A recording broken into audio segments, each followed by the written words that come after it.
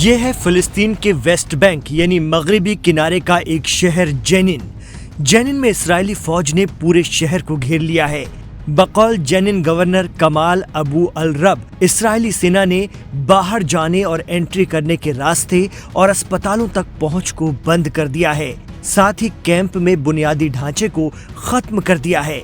West Bank में फिलिस्तीनी health ministry ने भी कहा है कि इस्राएली फोर्सेस ने अस्पताल की तरफ जाने वाली सड़कों को ब्लॉक कर दिया है और जेनिन में मेडिकल सहूलियात को घेर कर रखा है। जी हां, अब इस्राएली फौज का रुख गजा और खान यूनुस को तबाह और बर्बाद करने के बाद पश्चिमी किनारे की तरफ हो गया है। दलील दी जा रही है कि फिलिस्तीन अथॉरिटी की कमजोरी का फायदा उठाकर हमास ने यहां पकड़ बना ली है। लेकिन क्या हमास के बहाने ये फिलिस्तीन के एक और शहर को गजा बनाने की कोशिश है? इसको लेकर कई तरह के सवाल उठ रहे हैं। वहीं फिलिस्तीन इस्लामिक जिहाद तंजीम ने इस्राएल के इस कदम को फिलिस्तीनियों को दर बदर करने की साजिश का हिस्सा बताया है। इस्लामिक जिहाद ने कहा है कि हमारी ब्रिगेड इस्राएल के इस हमले का सामना मजबूती से करेगी।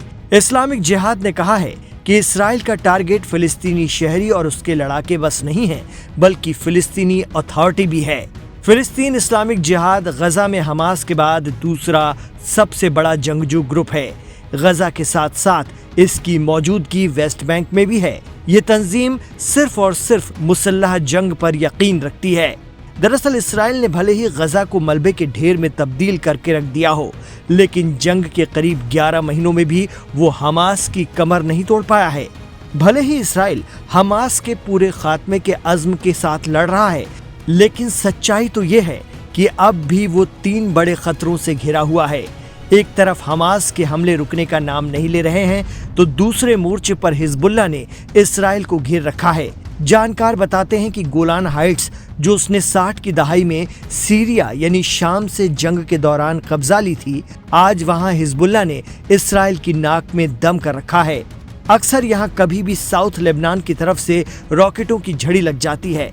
इतना ही नहीं, हिजबुल्लाह ने इस्राएल की राजधानी तेल अवीव के आसपास के फौजी ठिकानों पर भी हमले करके बता दिया कि उसकी पहुंच कहां तक है। एक तरफ सुन्नी हमास तो दूसरी जानिब शिया हिजबुल्लाह। वेस्ट बैंक में इस्लामिक जिहाद और तो और इस्माइल हानिया की मौत के बाद ईरान ने इस्राएल से बदला लेने की कसम खा रखी है।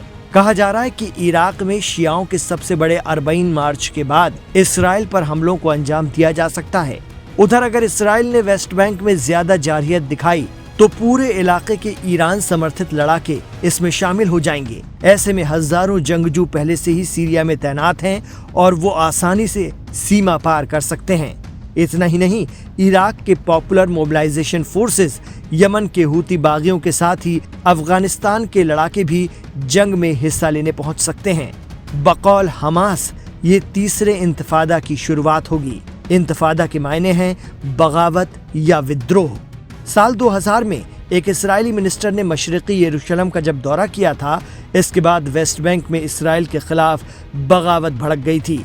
जानकार बताते हैं कि उस वक्त इस्राएल इसके जरिए अल अक्सा मस्जिद जोन पर अपना दावा करने की जुर्रत करने जा रहा था। ये विद्रोह पूरे 5 साल चला।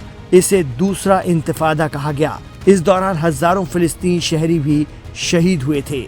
कहा जा रहा है कि अब अगर तीसरा इंतफादा शुरू हुआ तो इस्राएल के लिए इसे संभालना शायद नामुमकिन हो जाए।